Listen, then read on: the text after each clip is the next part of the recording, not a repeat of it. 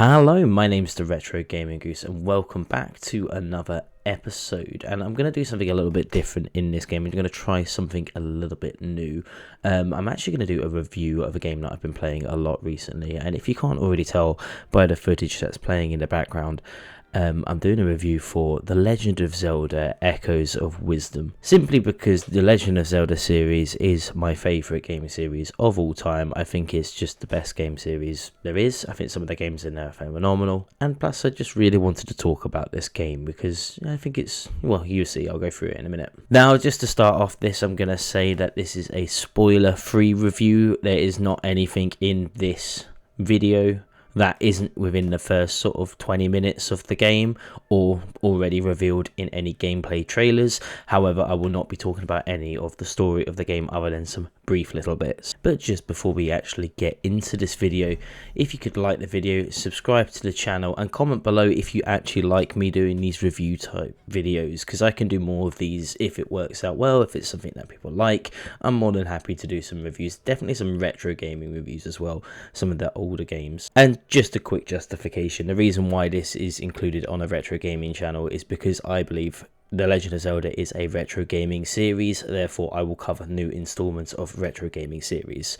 That will be the same for any Mario game, any Metroid game, any Final Fantasy game, things like that. So just to give you a brief rundown of the story of this game, I know I said I won't go into story spoilers, but this is just the synopsis of the game for anyone that hasn't seen anything about this. In Echoes of Wisdom, you play as Princess Zelda on a quest to save Link and the Kingdom of Hyrule using a tri-rod, or the tri-rod. I guess it would be tri-rod because it's the Triforce, but you know, that's what we go with. And along the journey you are assisted by a fairy called Tri. Again, Tri because Triforce. Now, the first thing you will notice if you're looking at the gameplay footage and you're listening to me talk over the top of this is that the graphical style is very similar to Link's Awakening on what came out 2019 on Nintendo Switch, the remake of Link's Awakening. And personally, I love this art style. I think it's so nice. I think it's got this lovely little almost claymation look to it, like everything's made out of plastic or like plasticine. Like, I don't know why, but I just really like the aesthetic of this. I think especially for these like top-down Zelda games, it really adds to like just the charm of the game. I feel like it does something that other games just don't really do anymore. I think we got a little bit of this with the Diamond and Pearl remakes, with Shining Diamond and Brilliant Pearl, or whatever they were called on the Pokemon remakes, where it was almost this sort of similar claymation look, but the Zelda games just do it so much better. I think the gameplay of a Zelda game adds more to this sort of like quirky, fun little graphical style. But I could completely understand if you were to see this and think, well, that looks like a kid's game, maybe I'm not going to pick it up. Completely valid point. I do think at sometimes it does look a little bit too cutesy, but again, I'm a fan of the Zelda series, so I'm probably a little bit biased here, but that's a perfectly valid criticism, I think. However, what I would say is this graphical style really suits the game it's in, so take it with a pinch of salt, give it a try and see what you think about it. I know a lot of people just already don't think it looks good, so they're not going to play it. But honestly, with the story of this game and how the gameplay unfolds and how you play this game, I feel like the graphical style really works with it. Overall, a very good stylistic choice to the game. And again, if you weren't sure and you wanted to compare it to something, you can always pick up Link's Awakening on the 2019 release, Link's Awakening on the Switch. That's would give you an idea whether or not you're going to enjoy this game. Now, moving very swiftly off the graphics, we're going to go talk about the gameplay, and the gameplay is very interesting to me. A lot of the gameplay is very puzzle based, it's very puzzle orientated, and it feels like they looked at Tears of the Kingdom and like the sort of do it yourself build things and thought, how can we do this but just a little bit different? And what they've come up with is the ability for Zelda to use echoes to summon like items, monsters, pretty much anything into the world. How it works is a little bit like Pokemon, but you have to sort of like defeat the thing or find what the item in the universe, and then you can summon its echo later on in the game. Certain echoes cost a certain amount. If you look on the gameplay at the moment, you can see that there's the 3 little triangles at the end of my little fairy that's following me around. That will indicate how much sort of summoning power you have, and some items cost 3, some cost 2, some cost 1. But overall, other than a certain special thing that happens in the game, there isn't actually any combat from Zelda herself. It is all based on summoning creatures to do your bidding for you.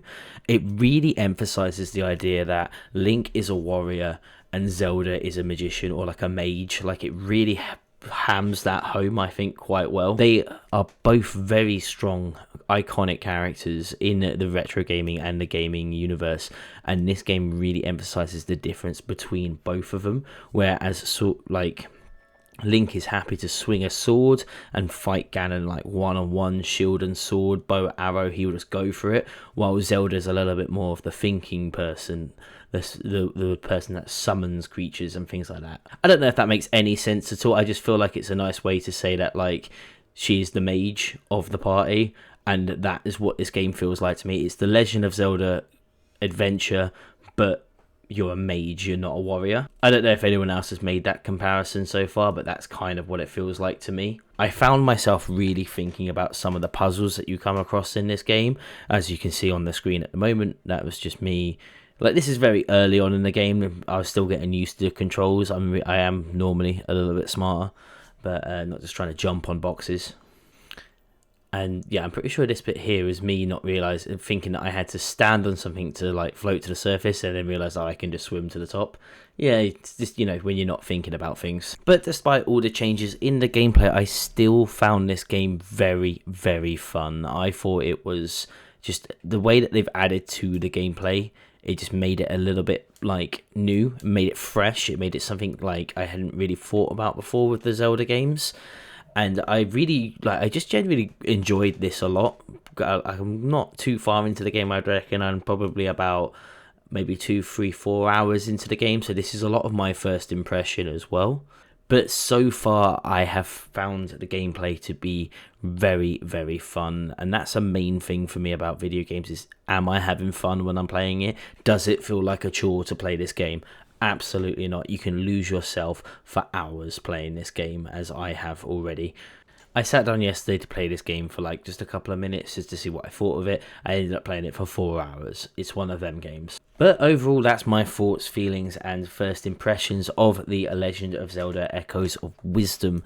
Let me know in the comments below if you agree with my sort of opinion on this. It is only my opinion. I don't really like to rate games. I just like to call it either best game ever or worst game ever. And I'm just going to say this is best game ever. This is a fantastic game. I would recommend it to many, many people. Yeah, that's been pretty much it. That's what I think about the game. Thank you so much for watching. If you have enjoyed this game and you want to see more review type videos on this channel, please let me know. Like the video, subscribe to the channel, and comment below what you think. Thanks for watching. See you in the next episode.